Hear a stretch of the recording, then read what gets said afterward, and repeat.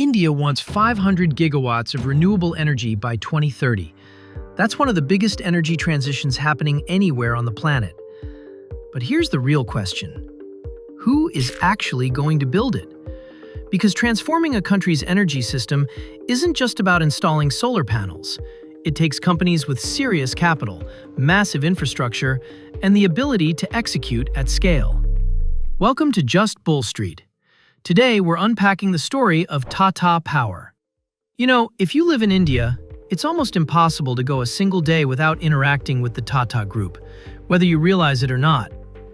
It's this incredible empire that builds everything from our cars to our software, and yeah, even seasons our food. Today, we're diving deep into one of its oldest and most critical companies, Tata Power, to really understand its massive pivot from a traditional utility into what could be a green energy giant. So here's how we're going to break it down. First, we'll look at the sheer scale of the Tata Empire. Then we'll zoom right into Tata Power's history before getting into its pretty radical green transformation. We'll also tackle that popular comparison to Tesla, then take a necessary reality check on the big challenges it's facing. And finally, what all of this means for India's future. All right, first things first. To really get a handle on Tata Power, you have to appreciate the universe it operates in. See, the Tata Group isn't just another company. It's a foundational piece of India's entire industrial and consumer landscape. It all really started with the building blocks of a nation: steel. Tata Steel, founded way back in 1907, literally helped forge India's core infrastructure.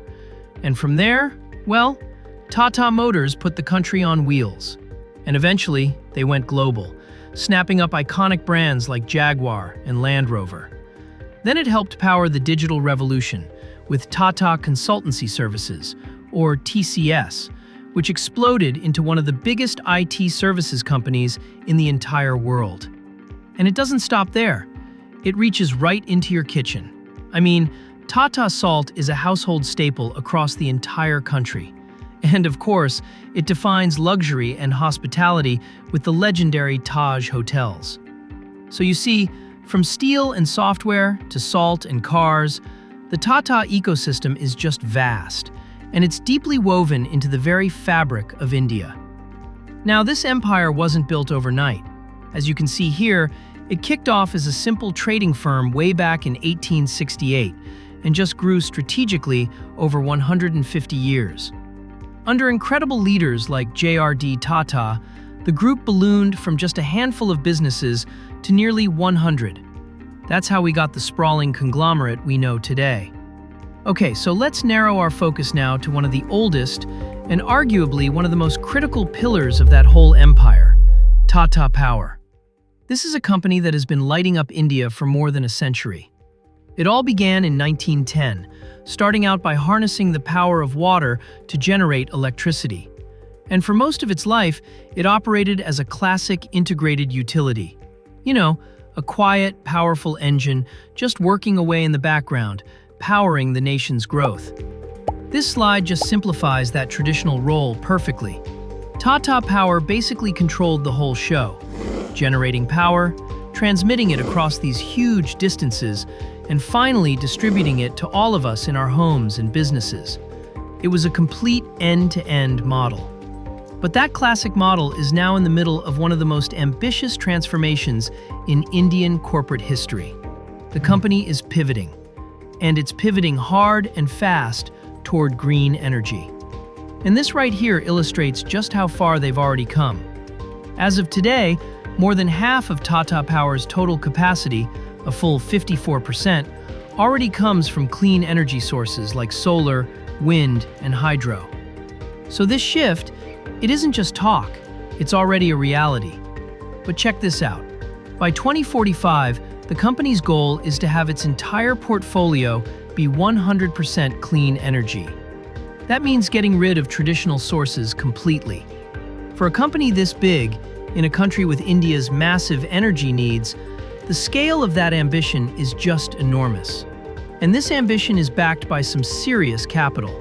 The company has laid out plans to invest a whopping 75,000 crore rupees. That's over 9 billion US dollars in the coming years, all to build out its renewable capacity. So this really aggressive push into renewables and all these new energy services has led a lot of people to draw a really fascinating comparison. Could Tata Power actually be positioning itself as India's version of Tesla, but for the whole energy ecosystem? Let's dig into that question for a minute. It's not really about building the exact same electric car, it's about building a similar, interconnected energy ecosystem. Just look at the parallels here. Connects its EVs with solar generation, battery storage, and, of course, a charging network. Well, the Tata Group is building a strikingly similar ecosystem. You've got EVs from Tata Motors, solar from Tata Power Solar, battery research happening at Tata Chemicals, and a fast-growing charging network from Tata Power Easy Charge. It's a completely vertically integrated strategy for this new energy world. But this transformation is not a simple straight line to a green utopia. It's absolutely time for a necessary reality check on the very real, very significant challenges the company is up against. One of the biggest problems across the entire industry is something called AT&C losses. To put it simply, this is power that gets generated but is never actually paid for. It's a mix of technical grid inefficiencies and, let's be honest, power theft. It is a major drag on profits for any utility in the country. And this slide really highlights the central financial tension they're dealing with. On one hand, you've got this incredible profit growth, fantastic. But on the other, its debt-to-equity ratio is over 2. Now, high debt is pretty common for capital-heavy industries like power. But trying to manage that leverage while funding these massive new green investments, well, that's a very delicate and critical balancing act. And the headwinds don't stop there.